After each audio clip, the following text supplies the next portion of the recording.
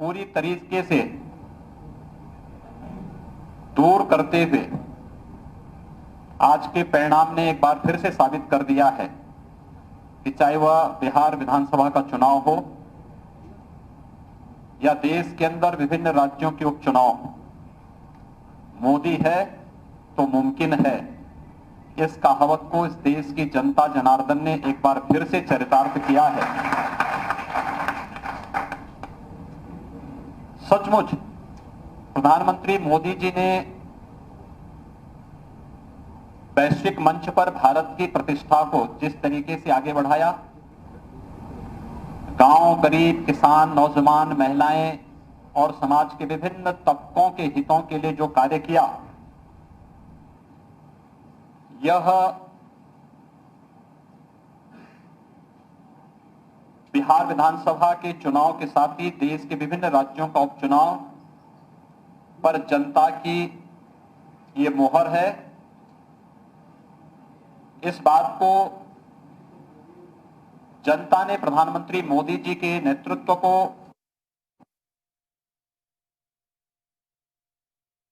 और मैं इसके लिए प्रधानमंत्री मोदी जी का हृदय से अभिनंदन करता हूं। अपने राष्ट्रीय अध्यक्ष माननीय जगत प्रकाश नड्डा जी के नेतृत्व में पार्टी संगठन ने जो शानदार प्रदर्शन किया है, इसके लिए प्रदेशवासियों की ओर से माननीय राष्ट्रीय अध्यक्ष जी का और पूरी राष्ट्रीय टीम का भी हृदय से अभिनंदन करता हूं। उत्तर प्रदेश के अंदर सरकार और संगठन मिलकर के एक टीम भाव के साथ जिस प्रकार का प्रदर्शन कर रही है और कार्य कर रही है, कोरोना कालखंड में हम सब जानते हैं, यह वर्तमान में पूरी दुनिया वैश्विक महामारी कोविड-19 से जूझ रही है। कोविड-19 के बावजूद प्रदेश की जनता को बचाने के लिए सरकार के स्तर पर किए गए प्रयास हों या फिर संगठन ही सेवा है, इस संकल्प के साथ पार्टी के एक एक कार्यकर्ता ने, प्रदेश अध्यक्ष जी, प्रदेश संगठन महामंत्री जी और प्रदेश के सभी पदाधिकारियों ने बूथ स्तर तक के कार्यकर्ताओं के साथ मिलकर के जो शानदार प्रदर्शन किया है, आज उसका परिणाम प्रदेश के अंदर 7 सीटों पर हुए उपचुनाव के माध्यम से एक बार फिर हम सबके सामने आया है। मैं इसके लिए प्रदेश अध्यक्ष जी के नेतृत्व में हमारे दोनों deputy CM Shri Keshav Prasad Maurya ji, doctor Dinesh Sharma ji, प्रदेश संगठन महामंत्री श्री सुनील बंसल जी और प्रदेश की हमारी मंत्रिपरिषद की टीम हो या संगठन की टीम हो, इन सब ने एक टीम वर्क के रूप में जो परिणाम दिया है, कार्य इस महामारी के दौरान भी स्वयं की परवाह किए बगैर जनता को अधिकाधिक सुविधा देना, प्रधानमंत्री जी के मार्गदर्शन में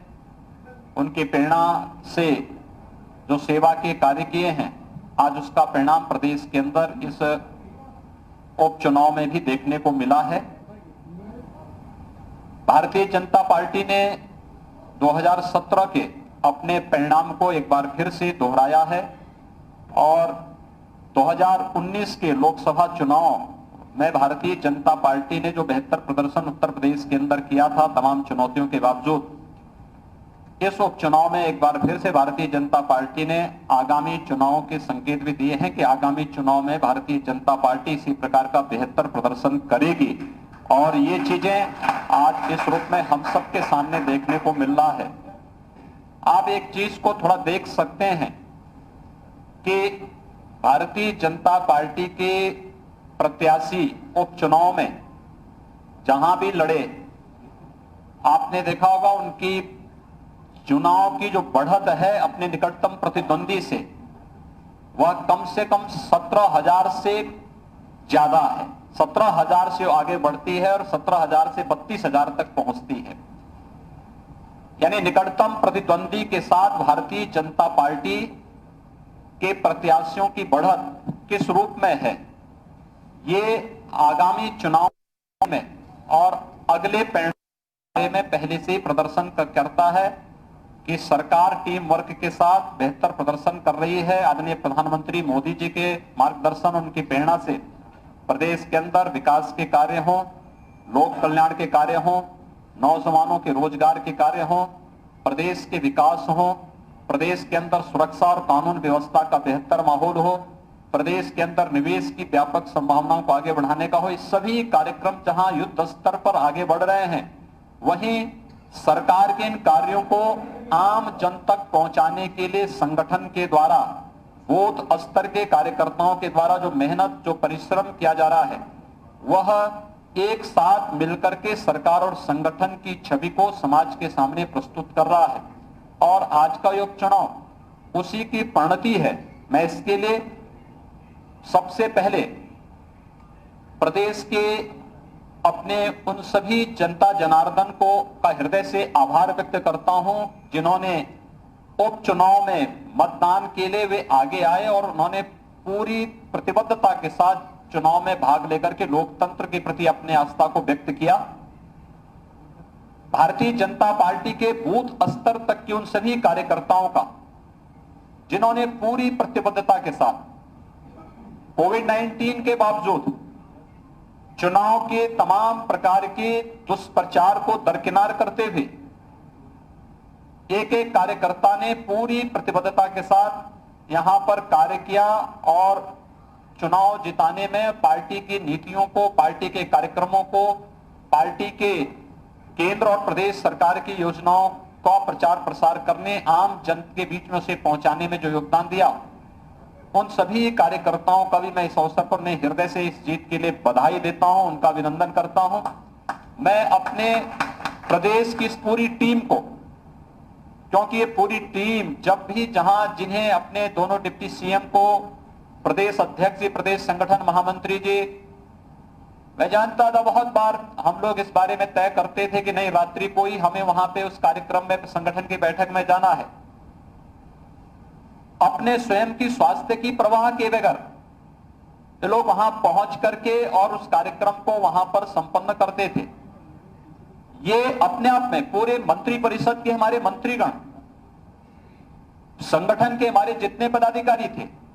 जितने हमारे जनप्रतिनिधि थे,